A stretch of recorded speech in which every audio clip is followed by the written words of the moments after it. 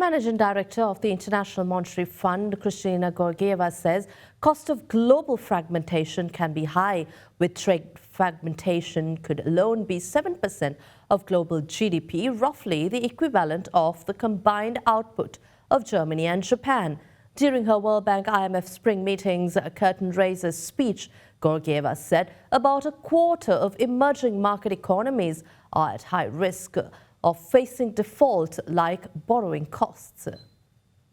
We have done extensive research on the costs of fragmentation, and it is a very, very scary picture. Long-term costs of trade fragmentation could be as high as 7% of global GDP, roughly the equivalent of the combined output of Germany and Japan. If we add technological decoupling, then some countries would face losses up to 12% of GDP. And we just published a paper on fragmentation of capital flows, including foreign direct investments. They would be adding another hit on global growth. It's hard to put in one place the combined impact of all losses, but one thing we know for sure, they head in the wrong direction. About 15% of low-income countries are in that distress, an additional 45% are near it. About a quarter of emerging market economies are at high risk, facing default-like borrowing costs. And this has raised a legitimate concern about the potential wave of debt restructuring cases and how to handle them at a time when current restructuring has proven to be difficult with costly delays